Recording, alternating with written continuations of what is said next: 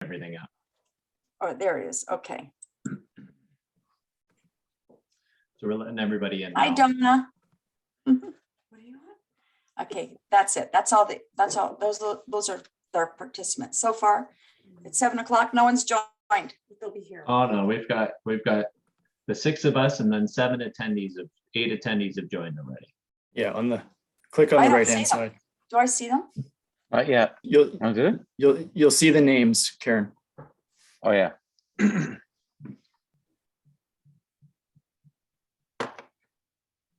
We've got a pretty good group already come in. Okay. Not here. Okay. I can't see anybody except for us. Here's the attendees. Oh. Margaret's already chatting, or someone's already chatting. Helen, No.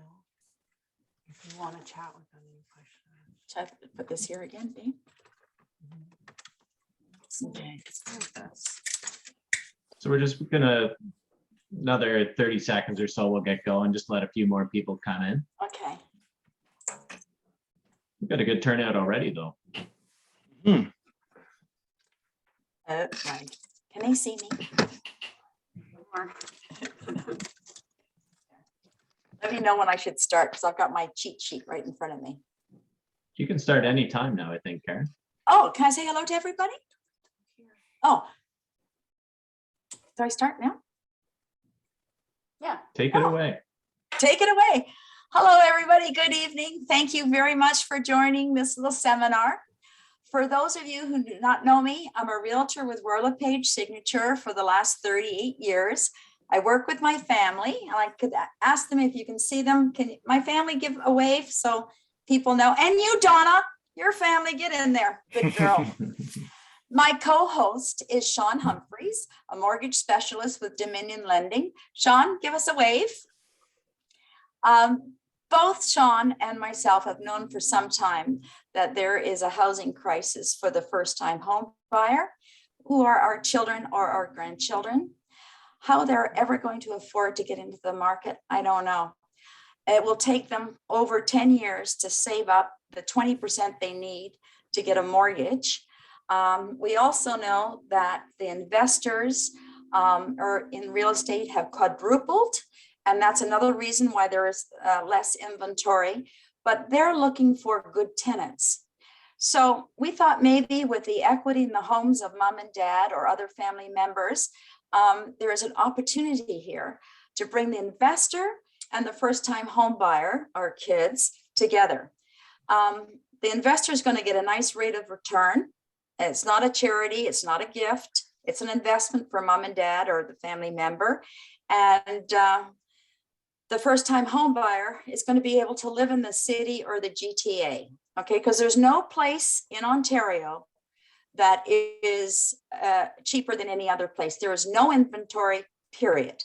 So anytime something comes out, it's at this huge price. You've got to be able to jump in because today's high may be tomorrow's low.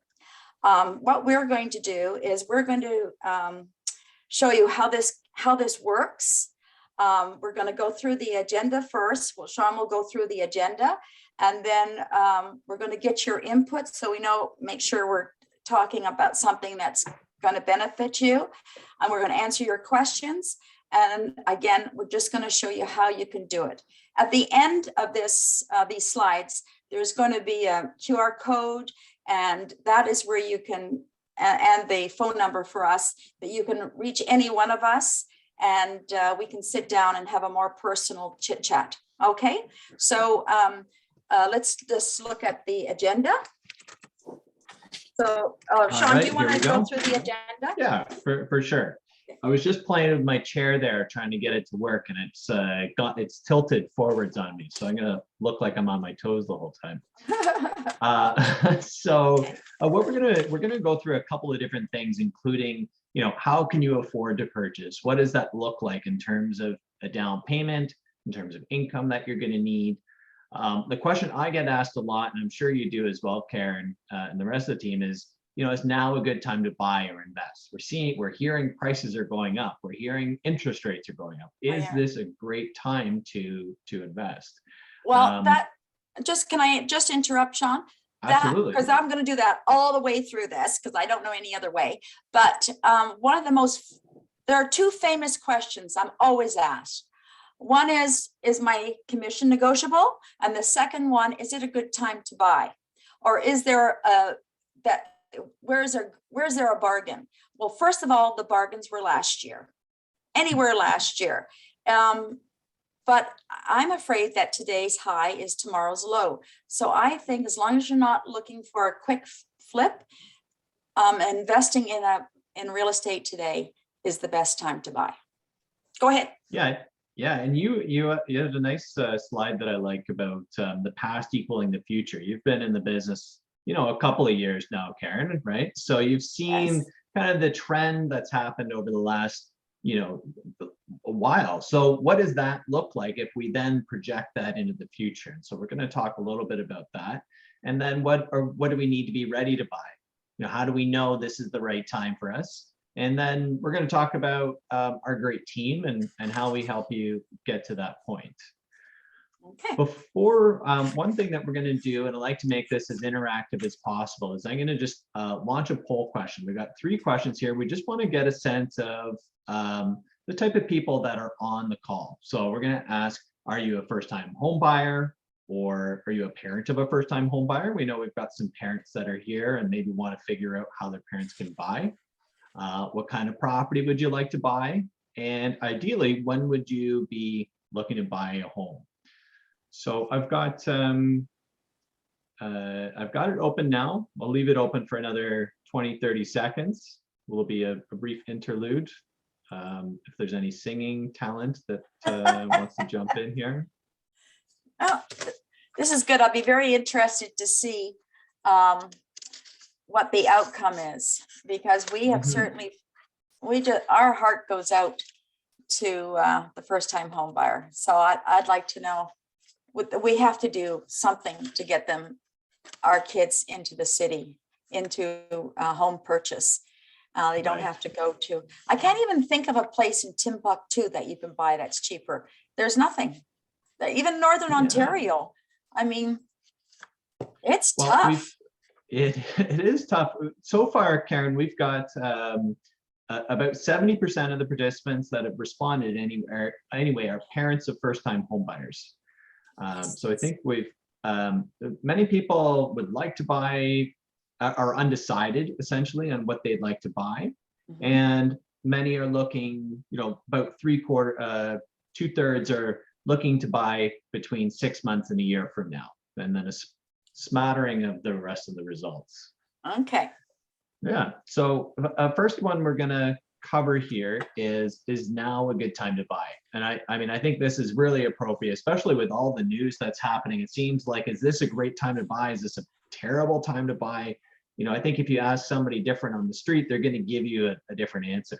Yeah. And I think it really depends on, one, your personal situation, but two, you want to not necessarily time the market as much as be in the market or time in the market for as long as possible. So I know this is not about flipping. This is not about just making a quick buck. This is about how do you invest long-term in your children to make sure that they're in the market and enjoying owning real estate, which we have all done here in Toronto. Okay. Now, this is a Will Rogers quote here. Yeah. Don't wait to buy real estate, buy real estate and wait, which I think really is a nice, concise way of thinking about it. Yeah, that's the long term. I was talking to Sean earlier and I said, for people who want to know how to flip, how to make money sort of quickly, that's a different seminar. That is called gambling. And I'm not so good at that one, but I think if you can look long-term, and long-term, by the way, is like 3 to 5 years. It's not like 20 or 30, but if it is 20 or 30, you've made, probably doubled your investment. But houses have gone up quite a bit in 3 to 5 years. That's for sure. Yeah, definitely. We've seen every month, it seems like, wow, we set a new record. I can't believe, and this slide here is a good comparison of the prices where we were if you look from December 2020 to January 2022, the prices between that just for condos, they went up $150,000 just for condos. And I mean, we were, December 2020 was, an interesting time in our lives. So maybe they were a little bit depressed in terms of pricing, but they have fully recovered. And then you look at, December 2020 to January 2022 and home prices, they've gone up $500,000. Just for owning a home, you're $500,000 richer in the city. I think that's all Trev homes. Is that not right? Yeah. I think it's and then gone up 200,000 or 300,000 since January, but anyway. It seems that way, doesn't it? It Yeah. seems like everything is going up quick right now. I think these numbers are conservative because I think, what do you think, family guys? I think they're low compared to what's just happened. I mean, it can crash just as quickly. But the nice thing about this, when you look at these numbers, if you're worried about, this is not sustainable, it will crash probably eventually. It might crash by 200,000 or 300,000, but I can guarantee you one thing, and this one's going to be on my gravestone. The market will go back up and it will surpass where it left off. I can tell you that for a fact because I've lived through it 3 or 4 times now. And everybody thinks that it's the end of the world, right? This is the highest it will ever be. Don't think so. Yeah. What do you think, Jeff? Yeah, I've been out with clients putting in offers all across the city, from High Park, East York, and even had a client in rural Pickering. An example of that property, it was listed at 1,299, I think in 2019, and didn't sell. They listed it just a week or so ago for 1,499. I think it was just under 1,500, and it sold for 1,900. So it goes to show you just how steep things have gone, and it's not just to the core of the city. It's beyond. It's to the suburbs and beyond. It's everyone's just trying to find a piece of land for themselves. It's unbelievable. Yeah, that's why it's important that our kids get a property. We got to get them in, or else they're going to be renting forever. And we didn't talk about this, but the rents are very healthy too. So they're going up. For sure. They took a bit of a dip I think they made the news because they were going down. We only hear the negative stories. We don't hear about them going back up and recovering. They took a bit of a dip during the pandemic, but now as people are returning to the city, those rents will continue to go up because there's a supply issue there as well. Yeah. And I like this, like the projecting of these numbers, like, 8 years out to 2030, and then to 18 years out to 2040. You can see where we're going. Are we going to hit exactly this number? No, probably not, but it might actually be higher, right? So it could, those trajectories are pretty realistic. What do you feel about interest rates? Where are they going? Well, I think loaded question. I think there's a lot going on there. But looking at the historical rates, we're at a really low period in time right now. If you look at now, this is the 5-year mortgage rates. Fixed rates are in and around 3% right now, and variable rates are closer to 1.5%. So the fixed rates of the markets have already priced in a future rate hike where they expect that the Bank of Canada is going to continue to raise their overnight lending rate to the point where the variables are equal to about 3%. So they've already priced that in the fixed rate. So if you're looking to lock in a rate for 5 years on a fixed, you're looking at 3%. Now, I think that that the Bank of Canada will increase the overnight lending rate in March by 0.25%, but that and we can probably expect that we'll see 3, if not 4, interest rate hikes of 0.25% before the end of the year. But I think beyond that, the crystal ball gets a little murky, to be honest. I think with the recent invasion of Russia into Ukraine, I think that's going to maybe push back that timeline a little bit, and it's not going to make the world economy all that sure. And So I think that we'll see probably a slower increase in rates, and fixed rates, I think, will actually come down a little bit to match that expectation. Okay, interesting. Okay, Yeah, you heard it here first. Yeah. Hot off the presses. Yeah, yes. exactly. So, well, what do I want? What do I, looking for location, looking for a certain price, certain features. I mean, there's a lot to choose from. There's a little to choose from, but there's a lot of different options, I think is maybe a better way to think about that. I know that we've got, condos and freehold properties are really the easy ones to think about. But in terms of like a parking spot, is that important? How many bathrooms, how many bedrooms in a condo or a property? Do you need a driveway and a garage? As a finished basement? I know we were talking about some of the different solutions being, well, maybe we can buy a bungalow. You were talking about that, Karen, the bungalow with like a lower level. Make a basement apartment. I know a lot of the seniors, which, I'm in there. I don't, but a lot of them like to go south. Certainly, it's a wonderful way if you can live 5.5 months down south and then come back to the city and you've got a basement apartment. Your kids live upstairs and you're living downstairs in the basement apartment. Jeff mentioned the beautiful, another alternative is you get a semi or a detached that has one of these laneway garages that have now the city has approved. You can get 1,400 square feet. It's called garden suites. And yeah, there's actually there's two options. So you have the laneway suites, which have been in the system for a few years now, that people actually have finished product and they're selling off those laneway suites in the open market. But I think it was February 2nd, they just released garden suites. So you don't need to have specifically a laneway, but if you have a big backyard with a driveway with access to the backyard space, you can use that for a garden suite. So you can get a nice 1-bedroom or 2-bedroom garden suite. And it's pretty spectacular what they can do with that space and the how livable that space can be in your backyard. So it's certainly another alternative to a basement apartment or auxiliary unit.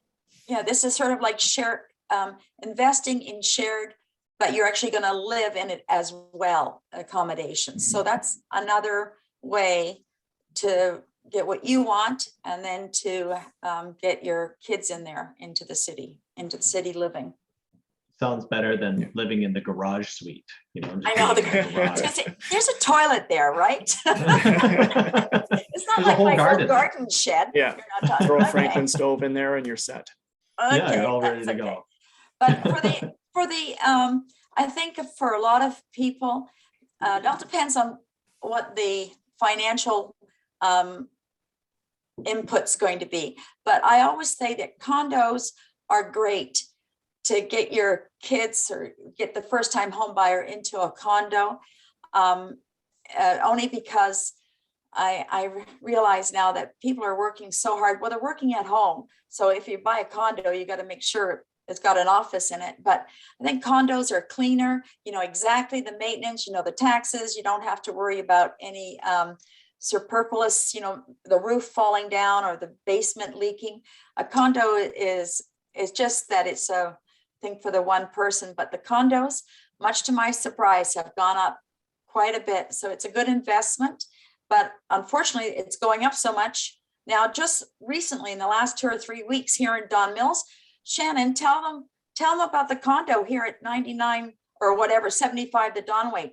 Tell them that story. Yeah, sure. It was 75 the Donway, and a beautiful 1-bedroom suite, your sort of classic shared kitchen living space with 1 bathroom, 4 pieces, and a bedroom that fits a queen size bed and a dresser, less than 600 square feet. I think it was 556. And the comparable sales would have indicated that it should sell around 575, maybe 590. And there were 12 offers on offer night, and it sold for $700,000. So So I really do believe that you've got to sort of act sooner than later if you want your kids to get a place, because I don't know, these are just, again, if the market does go down, don't worry, because 700, if that's the high, it'll be tomorrow's low, but it may be in 2025. If the market does go down in 2025, I bet you it will be back up and past the 700,000. So I'm more worried about getting our kids into real estate. Like even at Halifax, I hear the prices are going up by leaps and bounds. So no going down east. All right. So we've Okay, got a but couple of now- different now, property Sean- examples. Yeah. We want to talk about. here Let's too, show Mike, yeah. these. Okay. Yeah. So you want to tee this one up, Karen? This Okay, property? well, I chose sort of 3 properties that just to show you what the cars are, because one of the questions I'm always asked is like, where can I buy? Like before it was under 5, that's gone. Where can I buy under $1 million? And I searched everywhere for a 3-bedroom home, 2 bathrooms with a garage. I got this one in Pickering for 750. And then you show the next slide, we'll show you how it works. So you've got the 3 bedroom, 3 so- bath. Do you have the? So let me yeah. just, I don't want to walk through kind of the finances of it. So, Yeah, you the can purchase do price that. is $750. The minimum down payment on this would be $50,000. If you're buying this, as a first-time home buyer, $50,000 would be the minimum down payment. You'd have insurance of $28,000, and then the mortgage would be $728,000. You're roughly looking at a payment somewhere around $2,850, $2,900, that sort of thing. Taxes on this property were $365 per month. There wasn't any maintenance fees on this one. And the carrying cost then would be the equivalent of about $3,200. And what's the rule of thumb to see what income do you have to make to get that, to be able to pay that? I mean, it's a rule of thumb, so it's not exact, but you're looking at roughly 5 times your income to go towards what you can qualify for. So, household income of 145,000 would help you to qualify for a property of 750 with a minimum down payment of $50,000. Okay. If you've got slightly more of a down payment, say you've got 20% down, I don't know if that's slightly more, another 100,000, be $150,000. You would not have mortgage default insurance, so your mortgage ends up being $600,000. The payment on that is a little bit more reasonable at $2,100 per month. With taxes included, you're looking at carrying costs, somewhere just under $2,500 a month. Okay. For that one, minimum income would be about $115,000. Okay, so I think that's, you cannot, I always look at what carrying costs are. I'm sort of old school. I never really look at the price of the house. I look at what it costs to carry. And so I think if you can live anywhere for under 3,000 this day and age, like for rent and anything under 3,000, it's gold. So I like this one. I like this one. Especially for a 3-bed, 3-bath. I mean, that's a good size family property. But now that's in Pickering, right? Yeah, so a land transfer tax on that. So as a first-time home buyer, you would get a rebate. With the rebate, the land transfer tax would be $7,475. It'd be about $11,500 without the rebate if you're not a first-time home buyer. Okay. This one's in Riverdale. Yeah, we love Riverdale, don't we? I mean, Danforth and Pate, beautiful. Okay, so That's this where I one, live, by the way. is that where you live?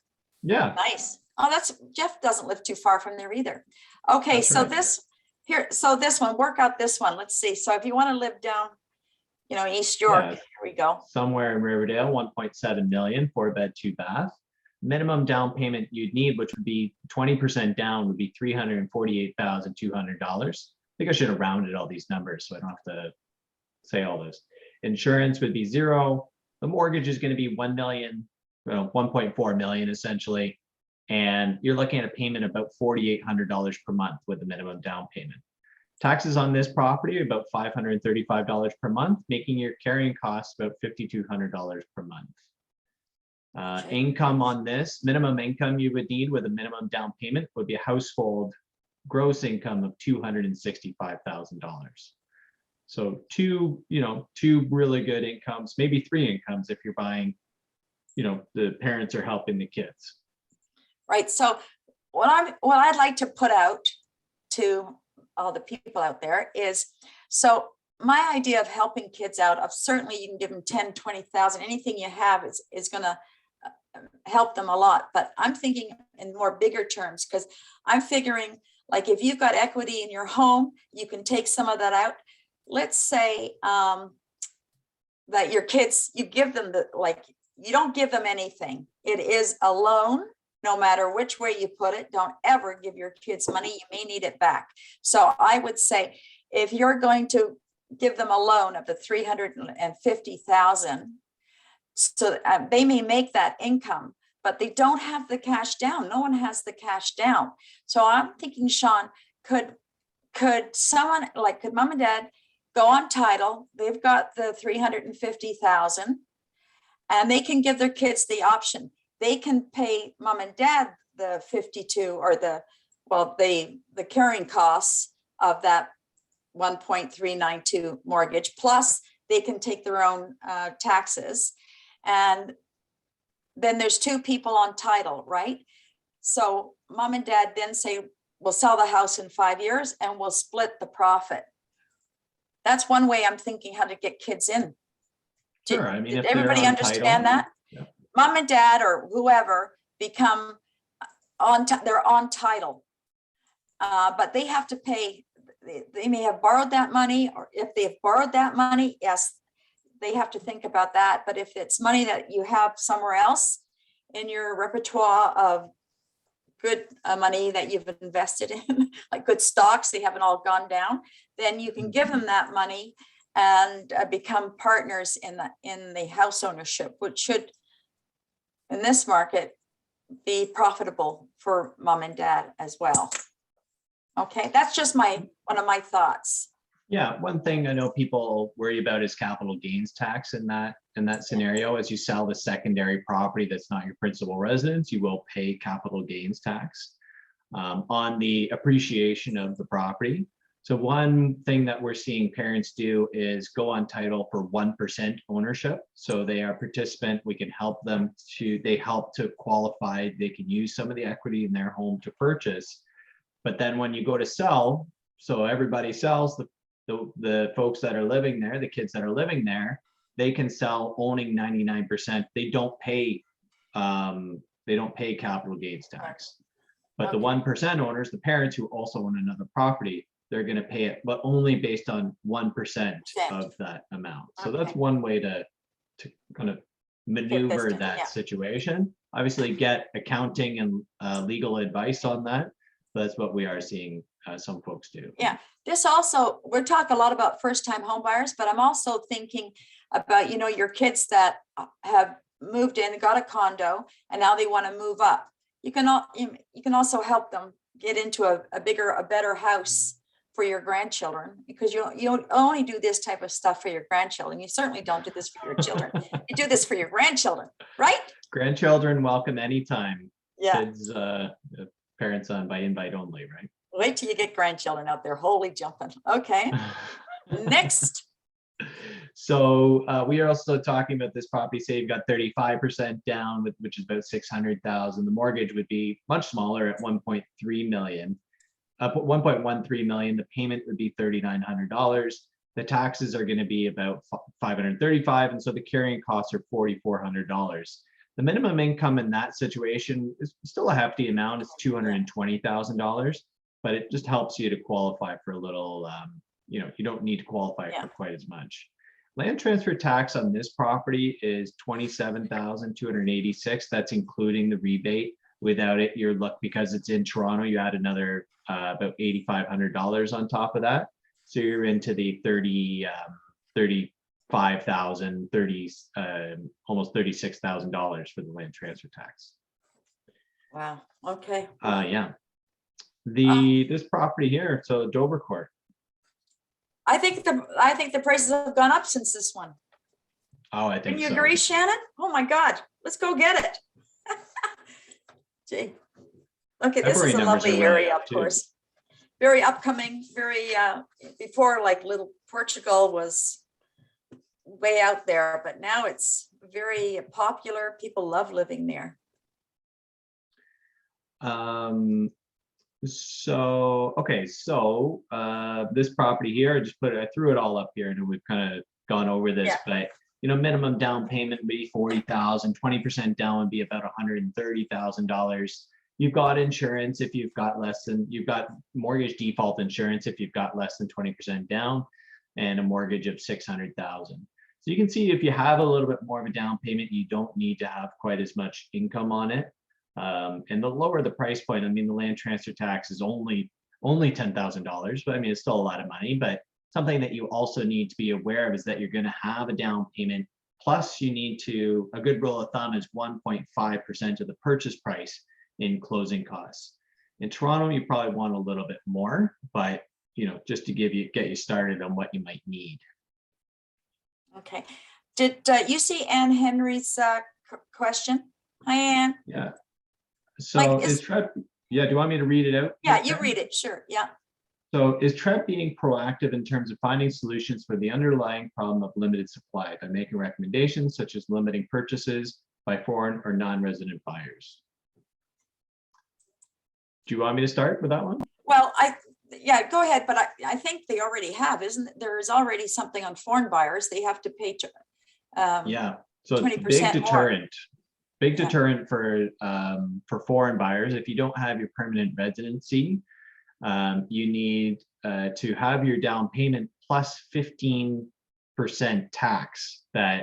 So 15% of the purchase price. So if you've got a purchase of $1 million. $800,000, yeah, $1 million, you're like- gonna have yeah. a tax of $150,000 on it, plus your minimum down payment of $200,000. So it's a big deterrent. We're not seeing a lot of foreign buyers in the marketplace right now. Not like we maybe were, or we're perceiving that we were. Yeah, I've noticed that the same. Jamie, you too? I don't see a lot of foreign buyers. Like before, we had a lot of offshore money coming in, but their countries have tightened up how much they can take out. What did we have? Yes, some countries you just can't take out a lot of money. So certainly in the Pacific Rim, good luck trying to get out a whole pot. I mean, people are industrious, they'll figure out a way, but the countries itself have really prohibited a lot of money coming out, like China I'm talking about, of course. They've really made it difficult. So we're not seeing as much foreign money. The money that investors are using is here. Toronto is a very rich. I don't think most people understand how much money there is. And our investors are you and me, but they've got millions and millions invested in it. And they are the ones who are really buying up Toronto. Do you agree, Sean? Yeah, I think, well, Jamie, you were going to jump in, weren't you? Oh, yeah. No, I was going to jump in a second ago. It's okay. You go ahead, Sean. Sorry. Okay. I agree Oh. with you, the foreign buyers. Yeah, there hasn't been as many in the past, and that punishment, as we call it, has definitely worked. Sorry, I'm having issues with this. Okay. Zoom thing. Okay. I won't ask you again. Sorry. Thank you. Donna, No, Donna, yeah. have you found much foreign money coming in? Buyers? I agree with both you and Jamie. Less money coming in. Yeah. Thanks, Donna. So, Anne, I'm sorry, it's not the foreign money it's causing this, or foreign buyers that are causing this inventory. There are other reasons for this lack of inventory, and we'll get to that, but I don't think it's our foreign buyers anymore. No, but we have very aggressive, we have very big goals for our economy and bringing in a lot of new people into the economy. So, people are immigrating at very high levels, and Yeah, part of they've the got reason lots I of like, money. In They've other got words, lots of they money. have lots of money. and also the drive. They believe that coming to Canada and being Canadian involves owning a home, and they're often the people who they're coming here with a lot of their own money, but they're getting gifts from mom and dad. Like the whole family is getting behind these people who are really the chosen ones coming to the country of promise, like Canada. and able to invest. And so it's a very much a point of pride and a point of belief that they should be homeowners. Okay, good. Thank you. You're welcome. So I've got a couple of rules of thumb. I think we've kind of been peppering these into the conversation as we've been going here. One of the ones that I mentioned here was, you're roughly looking at your gross household income multiplied by 5 is roughly the mortgage amount that you can borrow, plus whatever down payment you have. So if you're trying to get a sense of roughly how much am I going to be able to borrow, if you just want to use gross household income multiplied by 5 plus your down payment, that's roughly going to be the amount. Now, if you have 20% down or more, maybe you're looking at income times 6, and that will help you to maybe purchase a little bit more. So there is a bit of a multiplier there by having 20% down. Okay. Your paying, one thing I get asked a lot are, I'm sure this happens to you. Somebody sounds very qualified, and then you find out that they're leasing $1,000 a month car, and they've got debt of, Yes. all these debts, and they just don't qualify for as much as maybe their lifestyle might permit. So, you can have those debts, and the more money that you make, the more debts that you can have. But you get to a certain threshold where every $400 above that ends up being the equivalent of $100,000 less in mortgage money. So maybe you can have a car for $600, $500, and some small credit card debts. But as soon as you start having thousands of dollars in monthly commitments, you're looking at lowering the amount that you can borrow. I think intuitively that makes sense for a lot of people. Yeah. Also, the equivalent of that is $13,000 in credit card debt. So, you can have some debt, but then every $13,000 in credit card debt or line of credit debt is going to be the equivalent of $100,000 in less mortgage money as well. Yeah. So pay off your loans if you can, guys. Wow. That's right. Yeah. So, you can have some debt. The more income you have, the more debts you can have as well. And then, this is really a rough number here, but roughly every $100,000 in mortgage is the equivalent of about $425 per month in payments. Okay. Yeah. Oh, that's good. That's nice to know. I think that's the loosest of the rules of thumb. Yeah, that's easy. Good. Okay. Yeah, exactly. Some of the requirements that you might want to think about as cash requirements that you would need to purchase. So, there's not many of these properties, if any properties under $500,000, but less than $500,000 would mean you would need at least, you would need 5% down or more. Once you go over $500,000, so say you need 10% of the amount between 500 and whatever that purchase price is. So up to $999. So, 5% of the first 500,000, 10% of the amount between 500 and 999. Over $1 million, you need 20% down. And also, if you're purchasing an investment property, no matter the cost, if this is an investment property where you're not going to live there, you need 20% down or more as well. And probably a good idea to put 30, if not 35% down if you're looking for it to be cash flow positive. Okay. Okay. Thank you. Yeah. And then closing Plus- costs. Yeah. So land transfer tax, legal fees might be about $2,000, maybe an appraisal, an inspection, $400 or $500 there. Okay. So if you are ready to buy, you would need to have, I know I get a lot of people who they're ready, they've got all their money, but all of it is tied up in different places. Either it's in equity in the property, or it's in their RSPs, or it's in locked in accounts. You need to have a 5% down payment or deposit with your offer.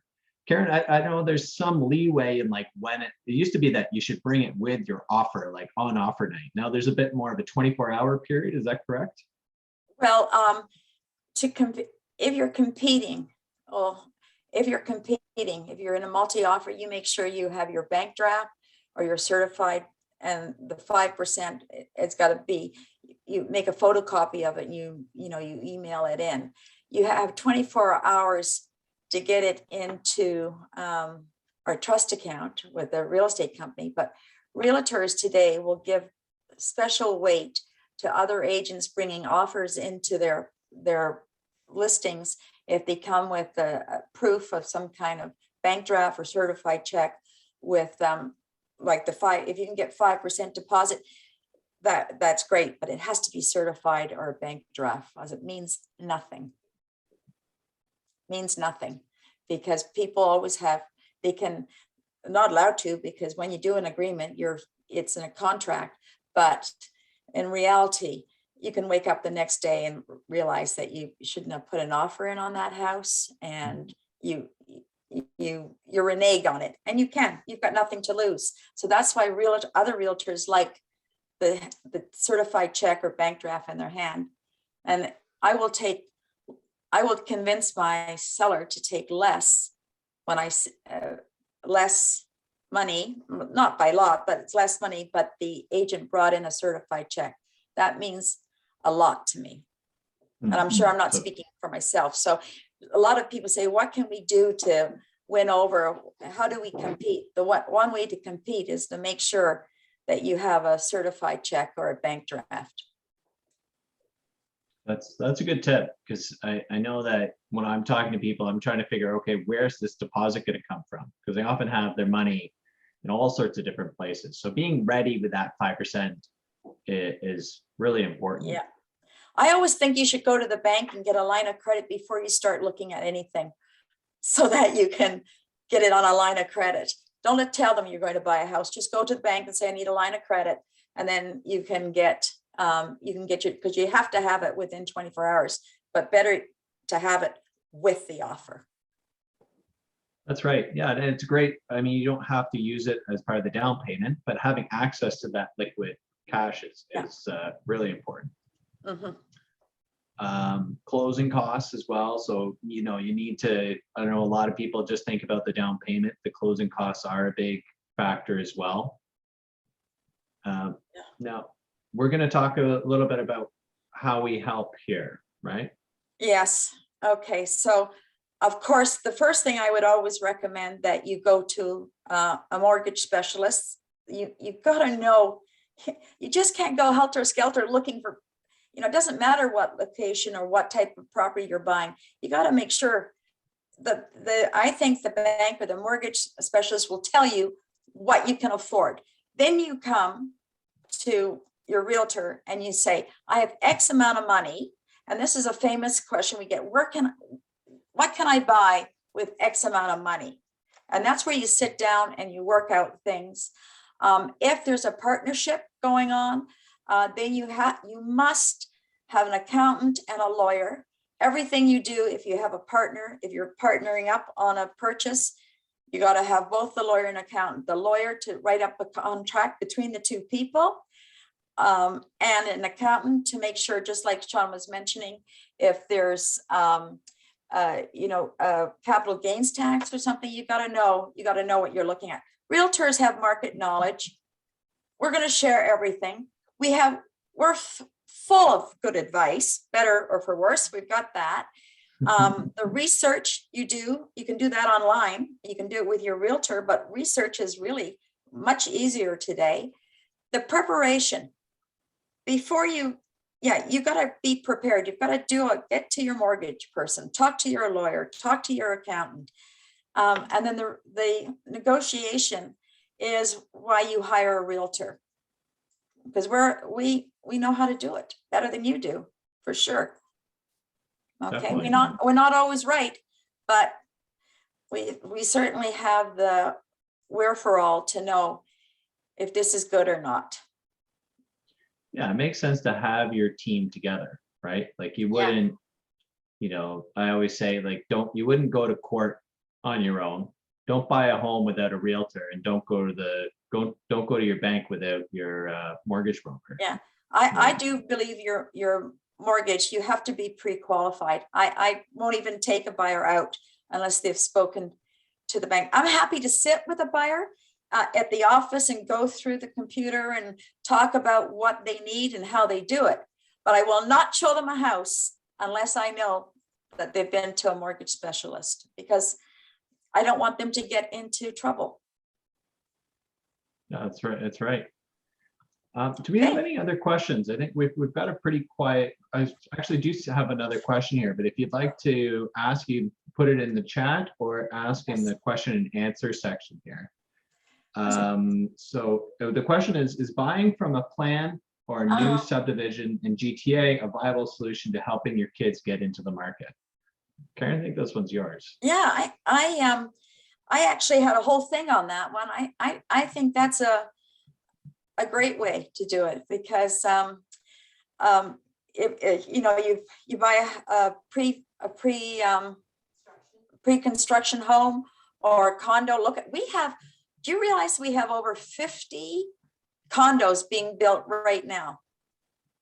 And I know downtown it's like 1,700 a square foot. Midtown is about 1,500 a square foot. But if you so work those numbers out, but they're not going to be built for 3 to 4 years. There are other costs to new construction you should know about, but I think I think when you buy anything that's or new construction, you should have, I think you need at least $60,000 because you have to put a percentage down all the way, right? And then I think it's a great way. And if your kids in 3 to 4 years, they'll be out working, they'll be doing, I think it's great. It's one of the ways I think you can do it. Just so you know, before you sign the dotted line, you better sit down with somebody and they can tell you what the hidden costs are, because there's a few. For instance, if you buy a condo, you can't really rent it out until registration. And before registration, you pay something like an occupancy fee, which is quite costly. So you want to be, but a pre-construction house, that's a different story. You can buy it and rent it out until the kids can afford to move in or to have ownership. So yes, Chris, I think it's a great idea. I'm all for Anybody it. else? Send your children Yeah. to me because I'm going to tell them, go to mom and dad, get them up. You got to get in that market. Okay. There doesn't seem to be any other questions at this point, Okay. Karen, but I know we're all available afterwards if you want to set Yeah. up one-on-one appointments. Yeah, there's one of the slides has our QR code, but I think most of you might know me, know one of us anyway. So you can call and have a private little sit-down conversation with any one of us. But we all work together. We're like, this is the band right here that you see. So certainly can tell you what are the new constructions, where are they, how to get in, what the tips are to get your offer accepted. I mean, money talks, everything else walks, we know that, but there are some things you can do to make it easier for you. Okay, so I think it's lovely. I hope we've been able to answer some of your questions. If you think of them afterwards, just give any one of us a call back and we'll jump right on it. Oh, there's a question here. You spoke about buying a home with the parent's name on the title and then selling and splitting the deal. I may have missed the details. Could you recap that strategy? Do you want to do that, Sean? Yeah, I think if you're, so when you're purchasing a home and you want to help your kids, I have another client that's doing this right now. So, you know, the daughter can kind of get in the market. She saved her own money. She's got her own down payment, but then dad's going to jump on title and help with the income and being able to get into a property that she's going to be in for a little bit longer. So, you know, I think where you get into trouble is if you have to flip it after a year because, you know, they can't afford it on their own. But if you can get in, maybe save, have them live there for 5 years, you're on title as a parent, as a 1% owner. When you sell the property, you can then split some of the profit based on, you know, a predetermined agreement.